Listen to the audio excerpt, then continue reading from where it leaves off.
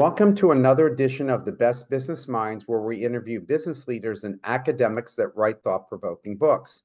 I'm Marc Kramer, serial entrepreneur who consults with family businesses and entrepreneurs. And over this past year, I've been teaching entrepreneurship at Vinh University in Hanoi, Vietnam. Today, please welcome our guest, Jason Hendren, author of Things I Wish I Knew Before I Sold to Private Equity. Jason, welcome. Thank you for having me. Well, I'm thrilled to have you. I really love this book, and you've got good stories in it. And what I love is that they're all real. So that was great to read. And those of us who've had companies and sold them before, all of this really resonated. So let's start with giving us about your professional background. Yeah, so I went to the University of Central Florida in the early 90s and got a degree in industrial engineering.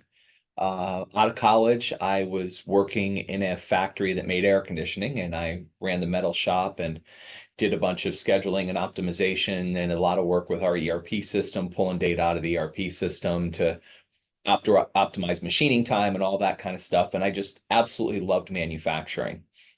While there, I went to school and I got my MBA, and that opened up a lot of doors for me. And I went to a defense contractor where I kind of had a little bit of a dual role. I did some business development work, but I also was the point person on implementing SAP at the company and doing all that because I had extensive background in ERP systems and kind of how manufacturing works in a MRP, ERP environment.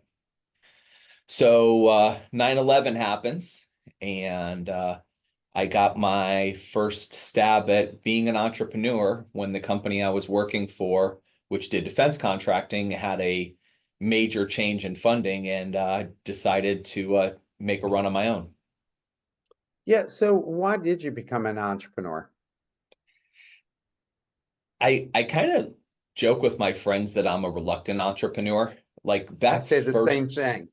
right? That first Yeah. swing was really scary. So I'm at this company and it's, 2001 going into 2002, and boy, we got a lot of headwinds and there were a couple layoffs, and I just looking around going, I don't know that this company's got a future. They wouldn't let me go because I knew the ERP system like the back of my hand, but I just didn't see a future for the company. I thought it was going to go into receivership, and it did.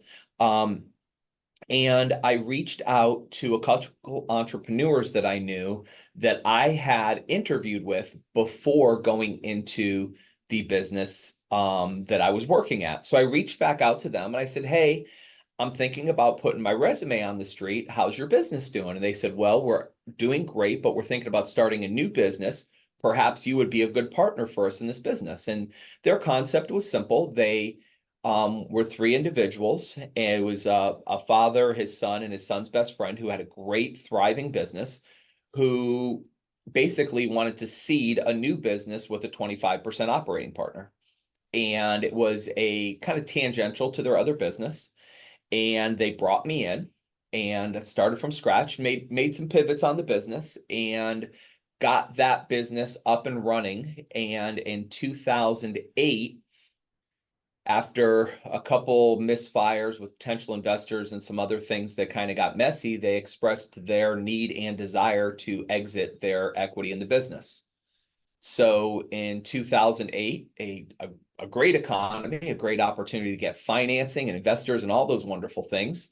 We were talking to banks one week and they were gone the next week. But I, with the help of a local resource, he wasn't even really an investment banker or even like an exit planning advisor, but he was just somebody who knew everybody, understood M&A, and had done work in investment banking and had done work in debt strategies and asset-based lending.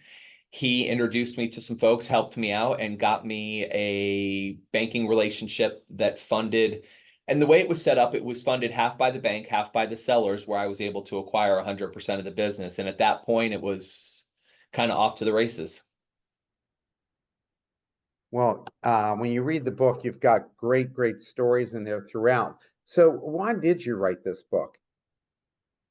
Yeah, so as most entrepreneurs know, it's a journey, right? You grow, you have people that come in and out of your business over time.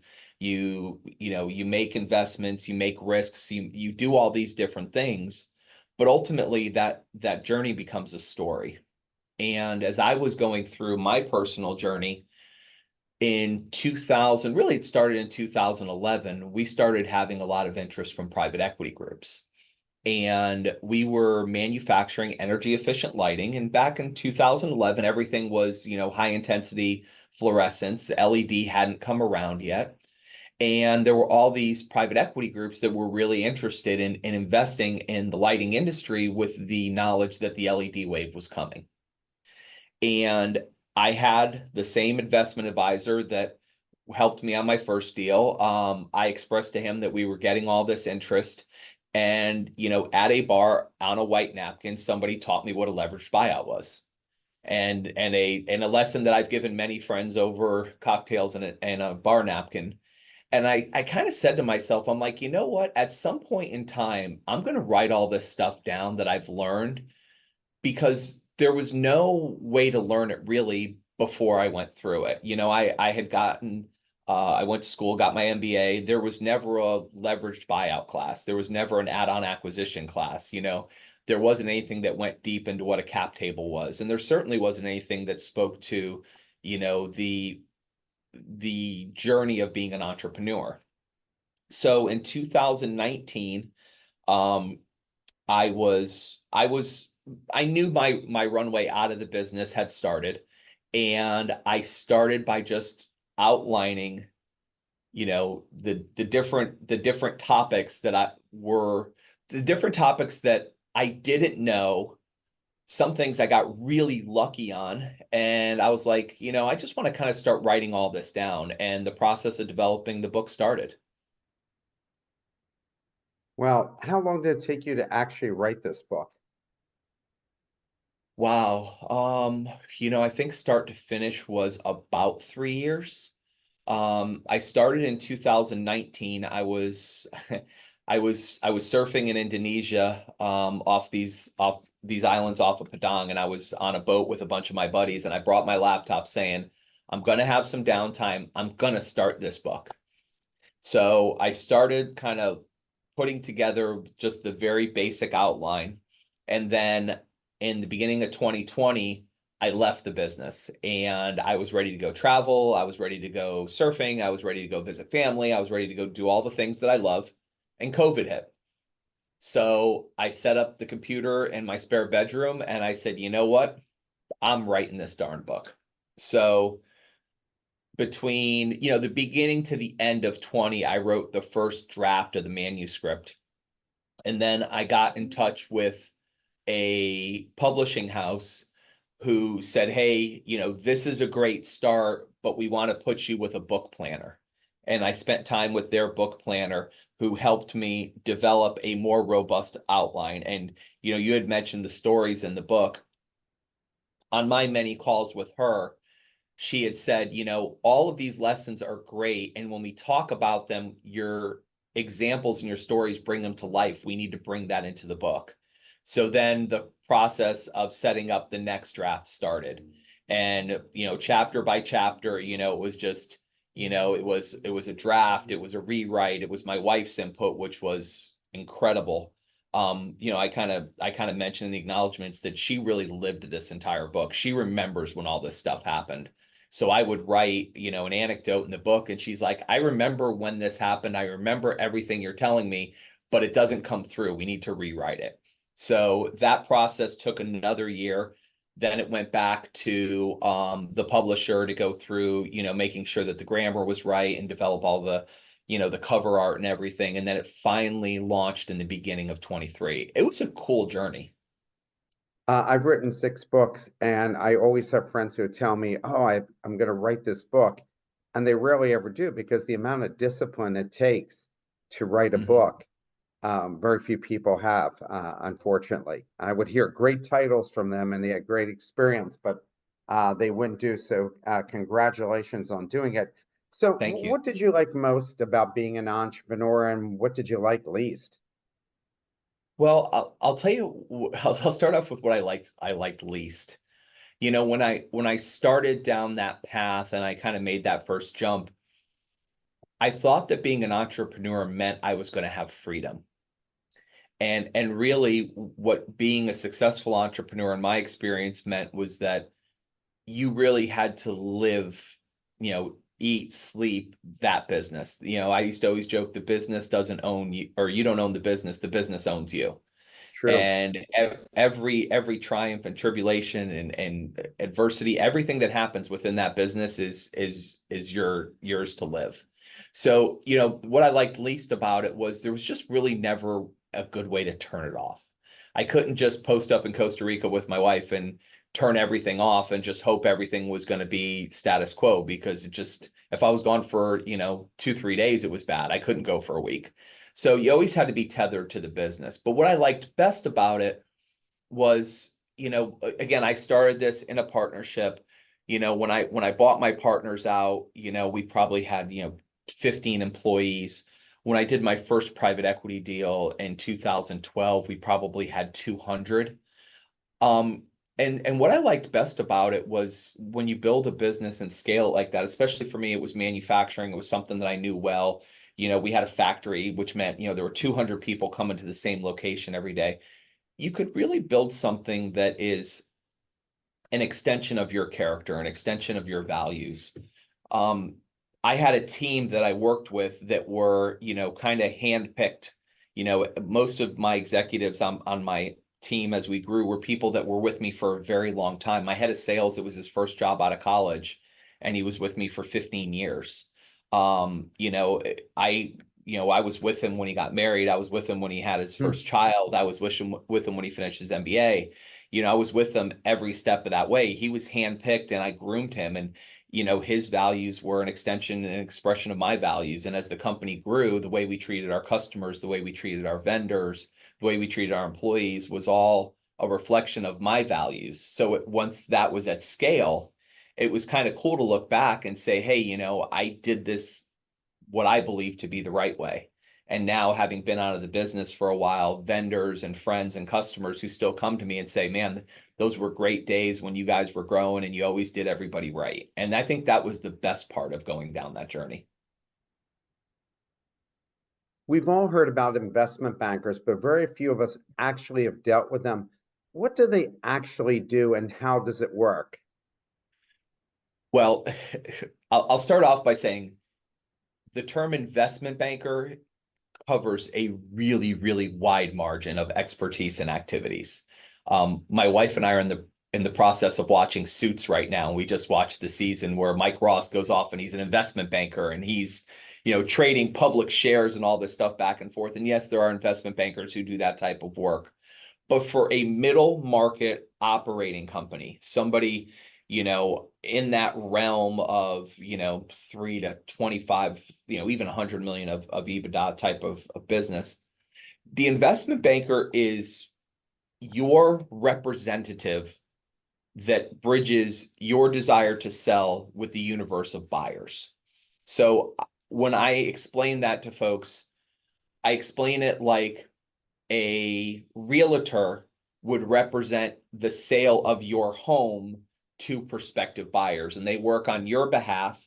And then typically someone on the other side will have somebody that works on their behalf, and they'll help structure the deal and structure the process to get you the best price and terms and ultimately get you to the closing table.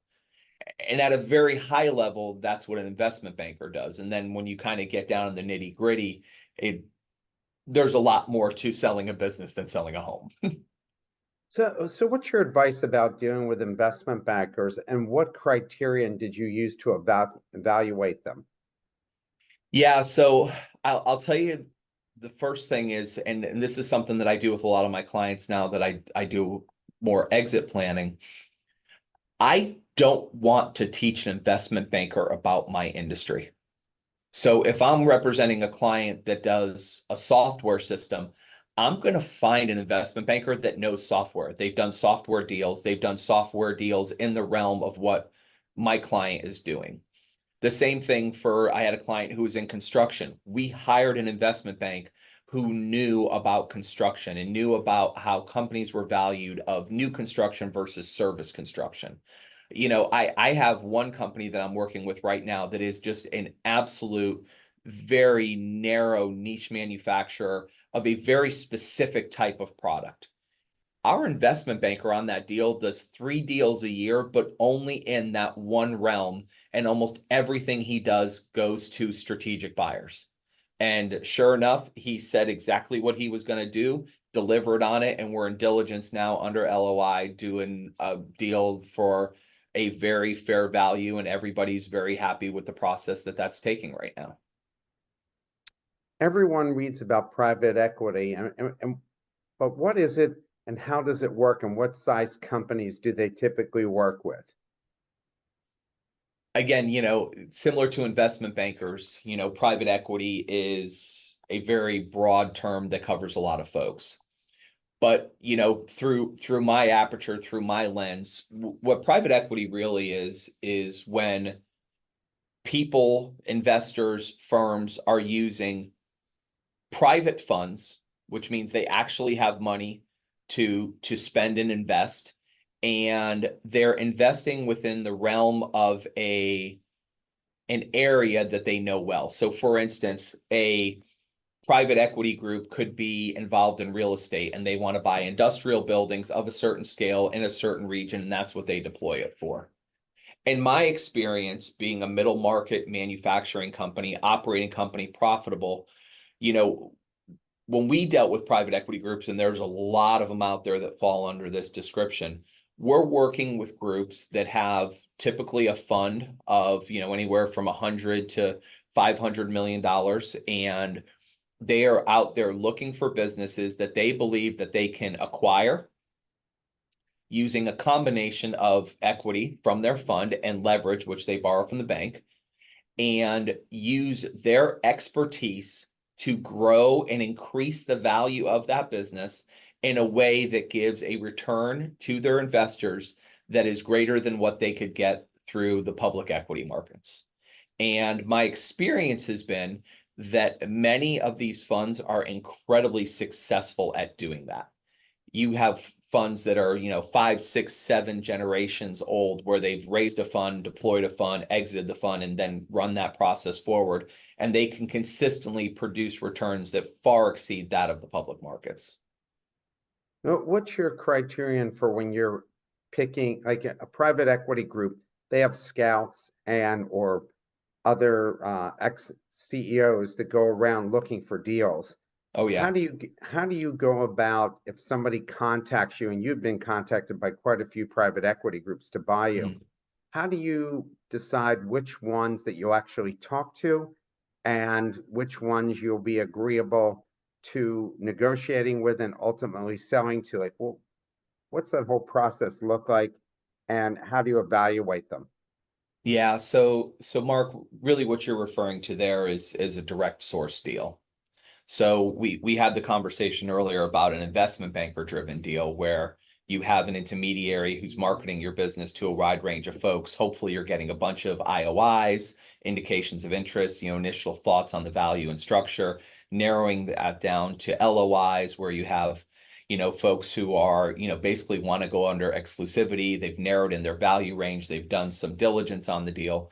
And now you're talking about, the other side of that. And I lived on the other side of this as well, which is a direct source deal.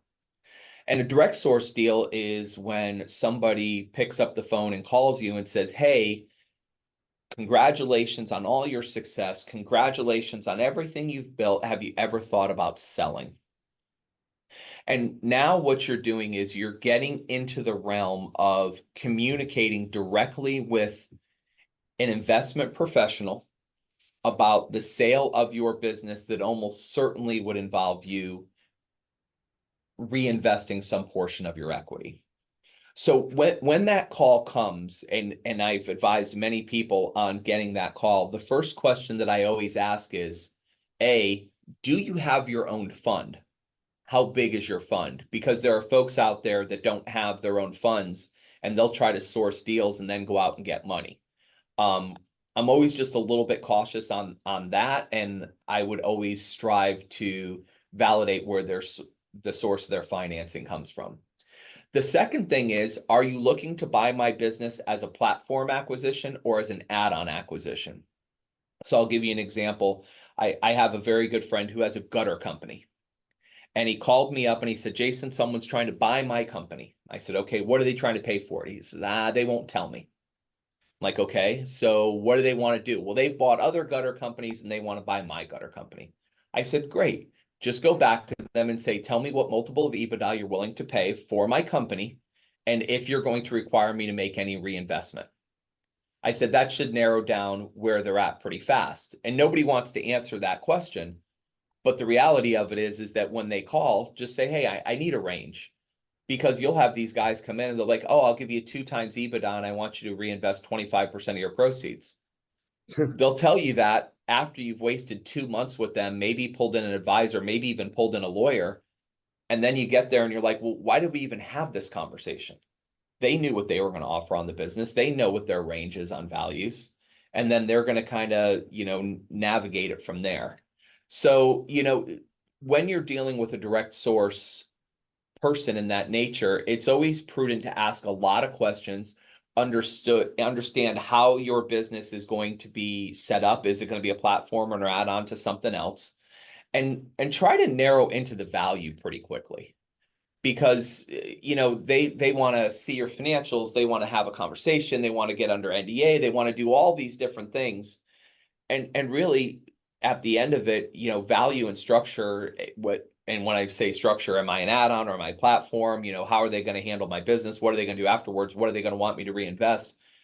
I like to try to needle those conversations earlier in the timeline rather than later, although sometimes I'm successful at that, sometimes I'm not.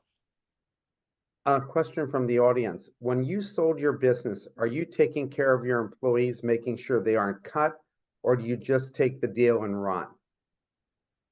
Well, in my experience, and I can only talk about what I've done in my timeline.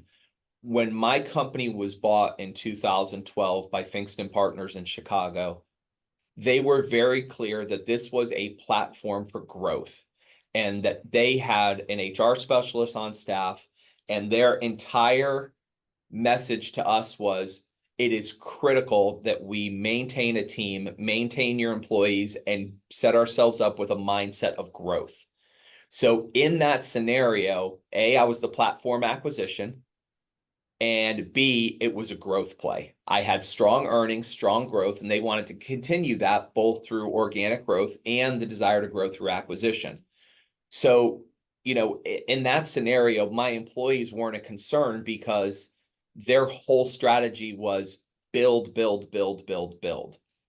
The alternate side to that is when you're bought as an add-on, when a larger company is buying you to be part of their bigger enterprise, it's always a good thing to have a conversation about what their synergies are. What are the things that they're hoping to, build value with scale, whether it's HR, maybe accounting, insurance, the different types of things that they're going to want to consolidate at their home office, and then understand what that means for the employees. And if they're going to let employees go, ask them how they handle things like severance or, helping them get new jobs or, giving them the opportunity to relocate. You wrote about the reasons someone would sell their business. Are there good reasons to actually sell a business? I think there's three. I think the first one is that the proceeds are life-changing. That was my scenario back in 2012. We were given an LOI on a direct source deal. And my wife and I looked at it and said, oh man, if we do this, this changes the script for us. So for us, it was life-changing. And we didn't want to be the ones who turned down life-changing proceeds because we thought there would be more proceeds in the future. The second reason I think to sell your business is you're looking into the future and you don't think the future for the business is very bright. So for instance, there was a point in time that if you looked into the future at Blockbuster, you had good reasons to be worried. There was a technology change coming. Maybe somebody got a head start on you. there's always reasons why, you could say that the changes in the industry, the changes in technology, the changes that are happening on a macroeconomic level aren't going to benefit this business very well, and it may be time for you to get out. The last reason, and this is the reason that affects a lot of folks today, because there's a large number of entrepreneurs that are baby boomers that are getting ready to exit their business. And the reason is simple. It's just time to go do something else. You've built your company, you've built your wealth, and your children don't want the business. They're off doing their own things. And it's just time. It's time to go fishing. It's time to go be a grandparent. It's time to, maybe pick up that other hobby that you always wanted. And, time's ticking, and wasting time on this business just isn't good anymore. So I think those are really the three reasons. It's life-changing money, you worry about the future of the business and the industry, or it's just time to go do something else. What are the wrong reasons to sell your business? Well, I think the wrong reason to sell your business, well, first of all, you know, I don't think there's ever a wrong reason to liquidate an asset if you feel like you want to liquidate an asset, whether it's selling a home, selling a car, selling a bond, selling a stock. If you want to sell that asset and you're getting a value for that asset that you feel like it's worth, I'm not going to tell you it's wrong to sell your business. But I will say it's wrong to make the decision to sell your business with a reinvestment if, in order to make that financially make sense, everything in the future has to work out.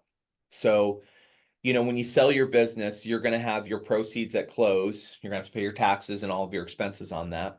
And that's going to be what you get from that deal that's guaranteed. The earnout, if there is one, is not guaranteed. A seller note, if there is one, is not guaranteed. Reinvested proceeds, no guarantee on that return. I was with a friend recently who was in a very large transaction that had a reinvestment and a seller note and an earnout, and all three of them went to pot because the person or the group that bought their company just made all the wrong decisions. And had he made the decision to do that transaction based on all of those things being successful, it would have been a very bad transaction for him. So I tell my clients, when we're working on an exit, make sure the proceeds you get at close are significant enough for you want this deal to happen, and not count on things that might come in the future. Can't agree with that more. Seen too many of Yeah. those kind of deals. Want Mhm. to get as much cash up front, and the idea that you're going to have an earnout, what's the point? You might as well keep the business. Yeah, I mean, so I'll give you my 2 cents on an earnout, because I do think earnouts have value. So, and this, I speak to Vistage groups, and I basically teach them a course called Exit Planning for Entrepreneurs, and we talk about earnouts.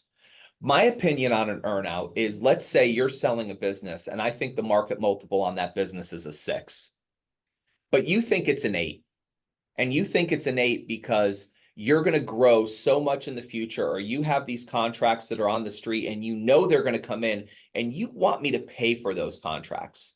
You've opened a new location. It's not making money yet. You put, an ad back for all the expenses, and those new locations are going to be successful. I think a great way to handle that is through an earnout. Say, okay, well, I'm going to pay you for what I think the business is worth today. But if all these things that you've told me are going to come true actually do come true, which would justify a higher multiple, I'll pay you the higher multiple. And I think that's the right way to look at an earnout. I don't like earnouts when it's just kind of, you know, seller financing with no interest. I think it's a way to get an above market multiple or a premium multiple by delivering on things that you've promised to a buyer. You list 10 questions entrepreneurs need to consider when selling a business. What are some of them, or what are the most important questions? Well, the first one I think is, what do you want your life to look like after you sell? And this isn't a financial question. This is kind of a personal journey question.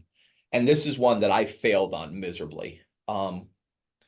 You have to go into one of these transactions with the knowledge that it could go bad. And you might reinvest, you might have an employment contract, but you work at the pleasure of the board. And if the board decides it's time for you to go home, you have to go home. You're not an entrepreneur anymore. Now you're an employee, and sometimes you just have to go home. You need to have a plan for what your life is going to look like after this business with full knowledge that it could happen 2, 3 years from now. I think that's really important. Another thing I think is really important is, are you an add-on or a platform? When I was first approached in 2011 about selling my company, I had an IOI, there were discussions, but we could never get to the LOI. And I found out later it was because we were supposed to be an add-on to a company that they were trying to get under contract to buy. I had no idea that I was going to be number two and that someone else was going to be number one. So, I really think it's important to understand the cultural and the financial differences between being an add-on or a platform company and having an understanding of how that goes. A couple other ones I'll run through real quick is, understanding the structure of a leveraged buyout, understanding how debt and equity and your reinvested equity come together to create the cap table of the company and how that equity is shared, and understanding if their equity has a higher value or a better return rate than yours. I talk a lot in the book about aligning your employees. I think that's absolutely critical. Couple other things, what to expect during diligence, what other things affect your proceeds. One of the things that we see on deals all the time that entrepreneurs stumble over is working capital balancers, where there's, a cash-free, debt-free transaction, then a working capital component to keep everybody honest through the transaction. And we spend a lot of time with entrepreneurs on almost every deal going through, what is a working capital balancer? How does it work? How does it work in your favor? And why could you owe more proceeds later after the deal? So there's a couple more in there, but I think those are some of the high levels. You write that most deals don't close. Why is that?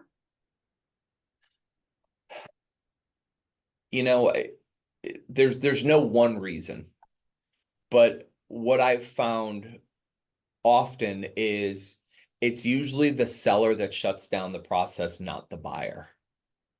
And it's usually because the seller gets into the minutia, into the details of the transaction, and they're like, well, what do you mean I'll have an escrow? What do you mean, I'll have reinvested proceeds? And they start really digging into what an acquisition would mean for their company, for their employees, for what it means for them personally, financially.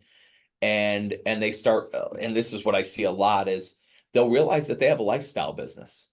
And the definition of a lifestyle business is a business that provides you substantial income that allows you to lead the lifestyle that you're accustomed to, that the proceeds from your sale would never be able to sustain into the future. And a lot of times sellers will hear a big number or hear a number that they think is going to make sense for them. Then they figure out their taxes and their fees and reinvestment or all these other proceeds and realize that's just not enough money when it's all said and done. And I think that's the biggest impediment, especially to doing smaller deals. When you were acquired by a private equity firm, you wrote they wanted to grow through acquisition. What did you learn from that experience? Well, I hope my good friend Jim Norton is listening from Finkston Partners. What I learned from that experience is don't listen to the private equity guys. Jim was the senior partner at Finkston and a dear friend and someone I respect greatly, but he was absolutely convinced that my investment was going to be an add-on play, which meant that they were going to buy my company at my EBITDA and that they were going to go out and buy complementary businesses, and that was going to be the way that they were going to get the return, was by packaging together these smaller companies into a much larger enterprise, and then that much larger enterprise was going to sell at a higher value and get him a return. He underestimated my ability to grow the business organically. We, in 4 years, did over 300% increase on our bottom line EBITDA.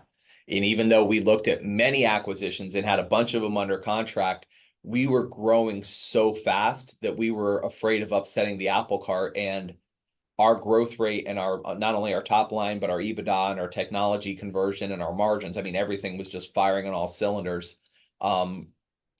It didn't make sense to do an add-on in that scenario. So it's always a big joke between us that we didn't need the add-ons to get the return. You write about surrounding yourself with the right professionals and wrote about how a deal was almost cratered by a client having an inexperienced attorney. I actually experienced that in a venture capital deal with one of my clients. What Mhm. expertise should be on your team and what criterion do you use for each of these experts? Yeah, so you brought up the attorney, so let's start there. You know, I wouldn't go to a family law attorney to settle a tax issue. And similarly, you shouldn't use, your everyday transaction attorney to negotiate a purchase contract for the sale of a company. And I- I'll give you a little bit more detail on that one scenario that I was in. We had a seller who was dead set on using this one attorney, and we couldn't get through the LOI. And finally, I brought him my purchase contract, which looked like a small phone book for those of us who remember phone books. Um, and I brought it to him. I said, "This is the document that we're going to have to negotiate. I can't get through the LOI. Please hire an M&A attorney. You're in New York. They're everywhere." And he refused to do it. And we walked away from the deal just for that reason. So the first thing is have an attorney and have that attorney in place before you sign the LOI. The second thing is whether it's an investment banker or an exit planning advisor or a business broker, but have somebody in your corner that understands M&A, understands deal structure, understands some of those things. Don't just sign an offer that someone gives you on a company based on what you think the top line number is and without getting through the details and having somebody on your side. Then you kind of get into a little bit more of the nitty gritty. First thing is make sure that you have a good financial advisor that understands what proceeds you need to maintain your lifestyle, your spending, depending on your age. Do you have children that are getting ready to go to college or are you approaching retirement age? Have somebody that can advise you of what after-tax proceeds you need in order for a deal to make sense. I'm a big fan of the financial planning profession when it's done right, and I certainly rely on mine quite a bit. Um, Another thing that I think is really important is to have an employment attorney, not a M&A attorney, but an employment attorney on call. Because if you're required to sign a employment agreement, you want that handled by somebody who specializes that. And more importantly, if any of your employees are. If any of your employees are getting documents, especially restrictive documents from the buyer that are required to sell, you pay for the attorney that covers all of their stuff and make sure that all of your employees are independently represented by somebody who's going to do their employment contracts. Another one that I think is really important, you're going to have a windfall from the sale. Have all of your state and a trust work done before you do the transaction. Make sure that if you're going to have some type of asset protection plan, you do it at the time of the transaction, not some point in the future. The concept is that you want to do those documents on a clear day when there's no issues, no car accident or dog bite that could put a claim against your estate. You want to have all this done on a clear day and all that money secured before anything comes up. So make sure that that's something that's done before you have a big windfall coming. Um, that's I'm trying to think, business brokers, obviously I'm an exit planning advisor. I help folks get their house in order before they hire an investment banker and run a process to get them the right investment banker. It's a profession a lot of folks don't know exists. And, there's not a lot of folks out there with my background that are helping entrepreneurs and business owners navigate this process in this fashion. So I think it's a really good service that helps entrepreneurs a lot. Question from the audience. Did you and would you stay on board as CEO of the company once bought by a private equity firm if they wanted you to, or do you just want to leave clear and free? Well, for me, and I'll just kind of go through my personal timeline. I was a selling CEO in 2012 with a significant reinvestment.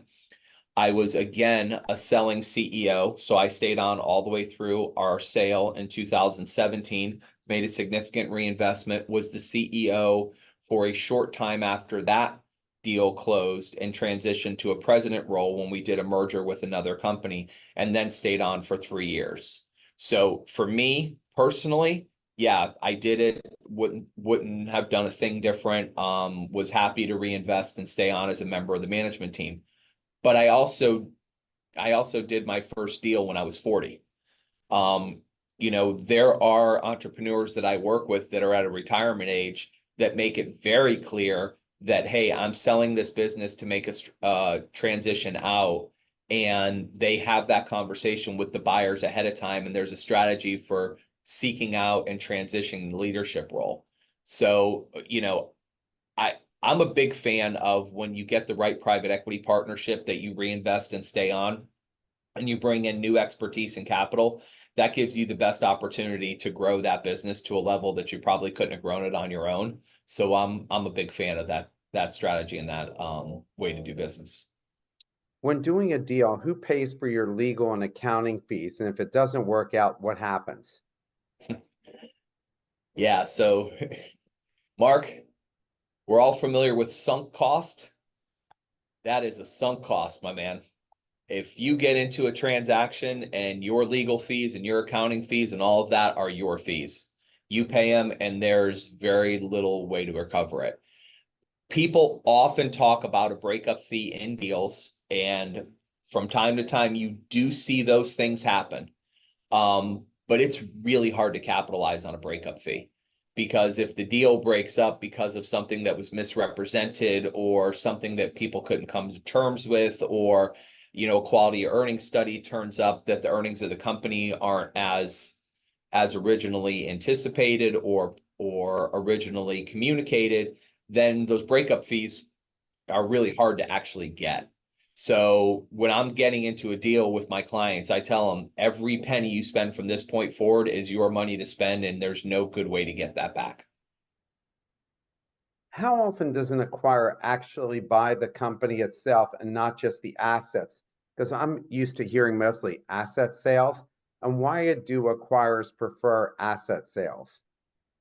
Well, there are two, and I am not the biggest expert on this type of deal structure, but from my experience, there's two really good reasons to do asset sales. One reason is that if you buy assets and not equity, you're essentially shielding yourself from any of the liabilities that existed in that business prior to you owning it. So you buy the website, you buy the machinery, you buy the equipment, you buy all of the stuff, and then you transition the employees onto a new plan, basically everything goes to NewCo, and the equity of that business and any liabilities that existed there, you don't carry forward. The second reason to do an asset sale is that you can restart the depreciation on a capital intensive business. So if a piece of equipment has got a depreciation horizon for 10 years, accelerated depreciation, when you buy that asset, now you can restart the depreciation scale based on the current asset value and now start your own accelerated depreciation, and it could really help in the early years on taxes. Good reasons on the equity is sometimes contracts or other things really need to reside with the equity of the original company. So you want to own the equity of the company, or if there's a reinvestment, the structure of the reinvestment might have some reasons to do an equity purchase. A lot of times you'll see a combination of assets and equity where they're buying the assets so they can restart the depreciation schedule, then buying the equity at the balance of the value. When selling your business, at what point do you tell your employees and what do you tell them, and how hard should you fight to keep their jobs? Well, let's start with the last one first. Every entrepreneur is different when it comes to the longevity of their employee post-transaction. Again, I expressed that, in my situation, there was no discussion of any employees being let go. There was no fight to have.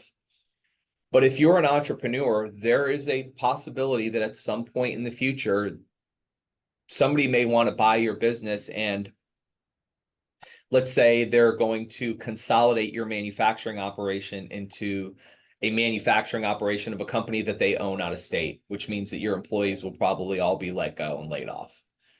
At that point, how hard do you want to fight for them? Well, the one way you can fight for them is to make sure that they get a good severance plan or that they're taken care of.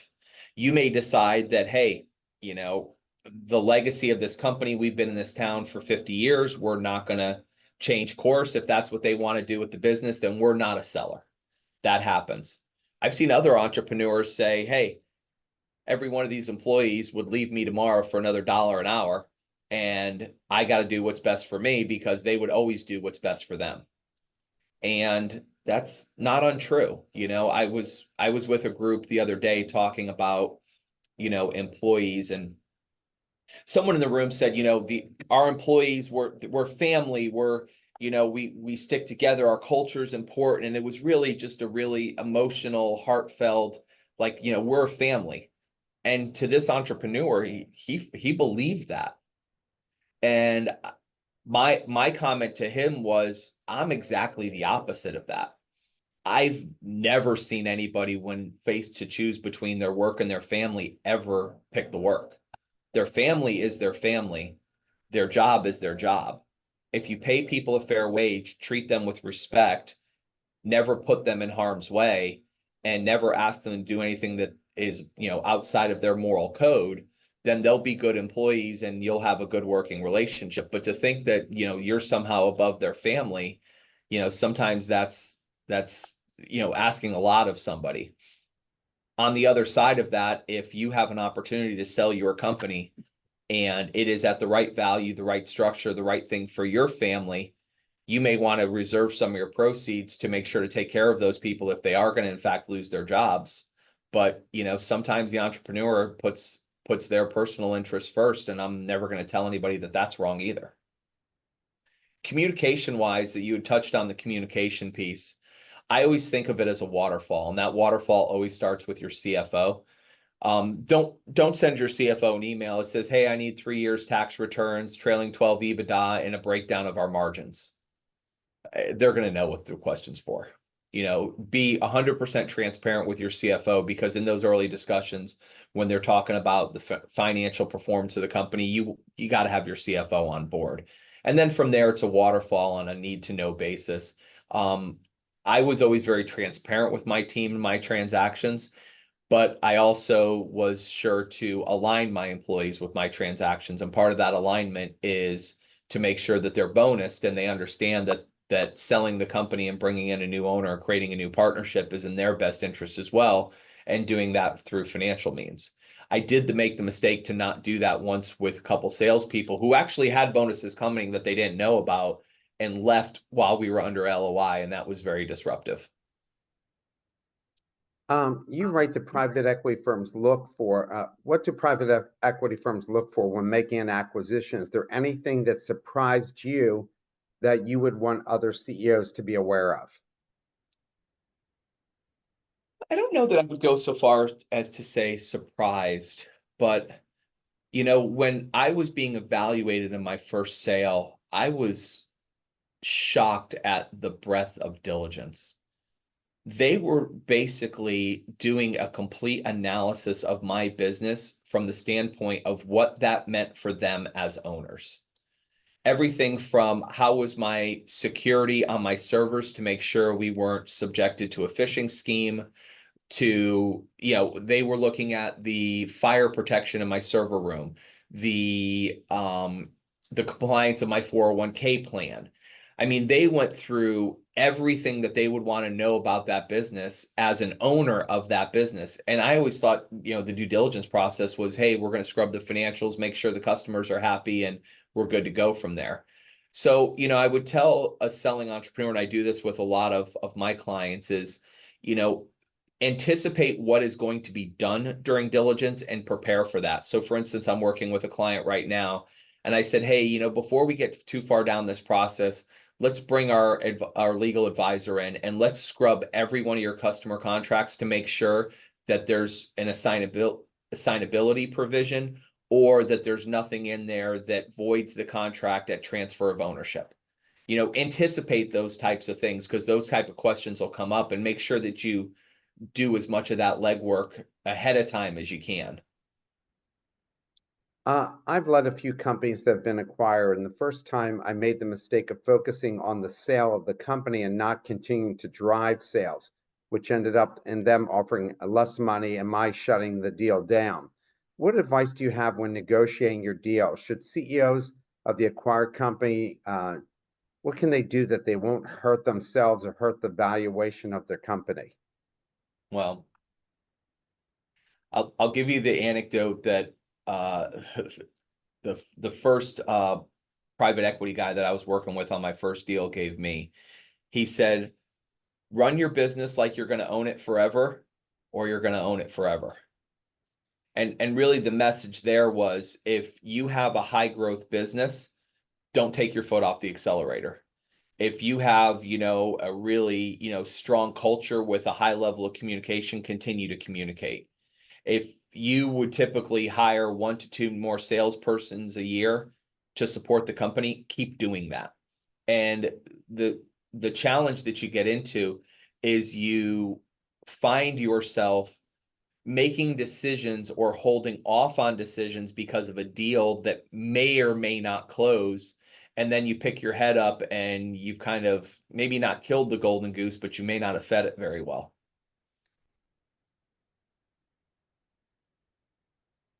What you mentioned the book that when you were bought, you were an add-on company, which you've talked about earlier here, and it leads to a bigger business life. Is the difference for the leader of the acquired business? Please talk about that. So, what's the difference for the person being acquired?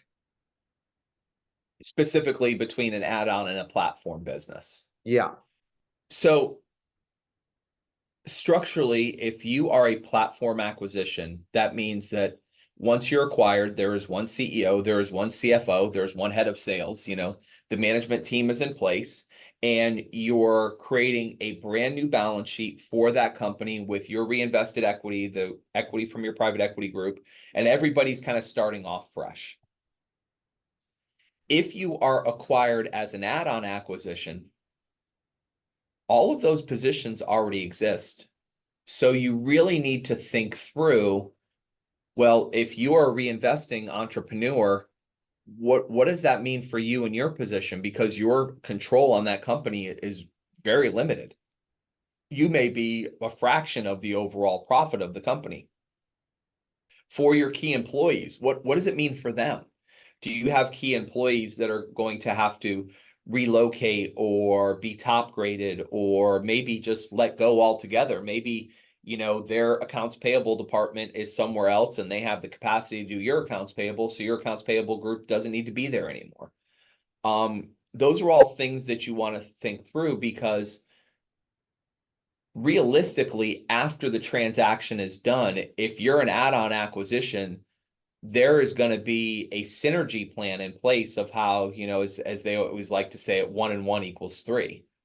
What does that synergy plan mean for your business? What does it mean for your sales team? Is it going to mean that they have to have a bigger region, smaller region, more products, different plan? All of those things come into play. Just as important as all that, if you're a reinvesting entrepreneur, your shares are going to roll onto the balance sheet of a company that already exists. It is completely within your right to try to understand what the value of those shares are on the open market, understanding that it would be a cash-free, debt-free transaction. So if your company that's acquiring you is going to issue new shares for your reinvestment, what's the dollar value of those shares? And is that the right dollar value? Because if you don't check on that, and I've seen this happen where somebody acquires a business, let's say it's 6 times EBITDA valuation. They create a new balance sheet and say, we're going to sell this business for 10 times. And then they want your shares to roll onto the business at 8 times. And you're like, well, you just bought that other business for 6 times. And it's like, well, we think it's worth more now that we own it and now that we've bought you.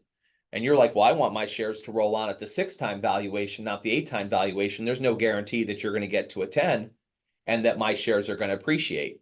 And I've seen that sidetrack deals before. It's really important to understand what the balance sheet is of that company and understand that when it comes to that company, the balance sheet and the valuation of those shares, there's a big asymmetry of knowledge.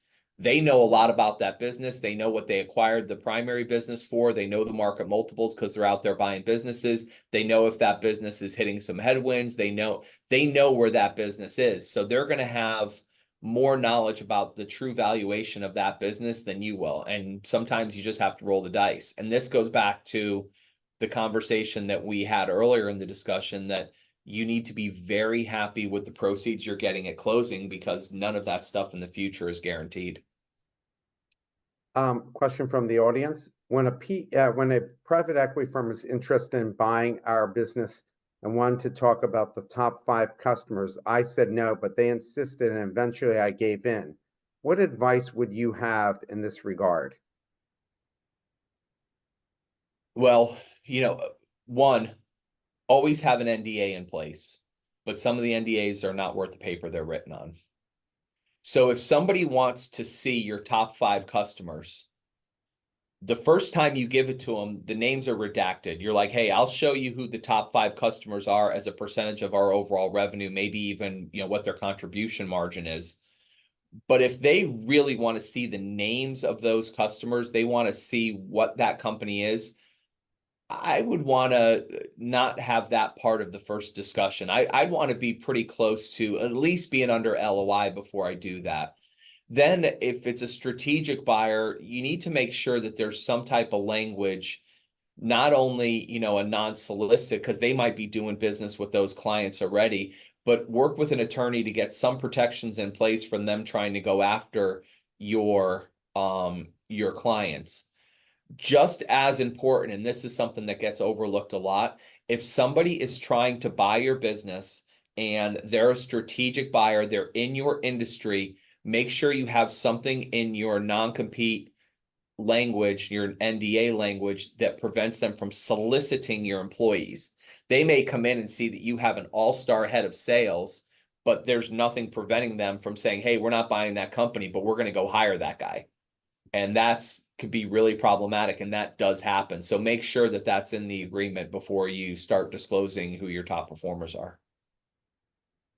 What role is AI playing and going to play in the sale of companies? I can tell you that I use AI now to, if I have a client that comes on that's in an industry that I'm researching, I will use AI tools to find deals that have been done, find out who investment bankers are that have represented those deals. Traditionally there's paid services like PitchBook that give details on deals and kind of act as a central repository for that type of information.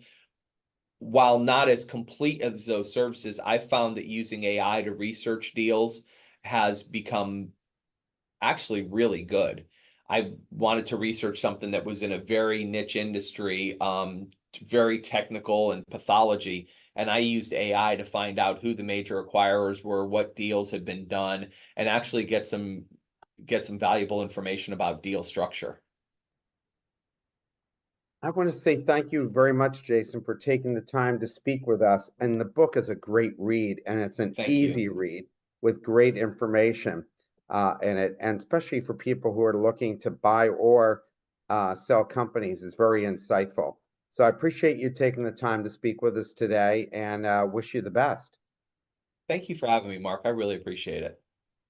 Thank you so much. Thank you, everyone. I hope you have a good holiday. We'll resume again on January 5th. So we're taking some time off as well. And hope everyone has a safe holiday. Happy New Year, everyone.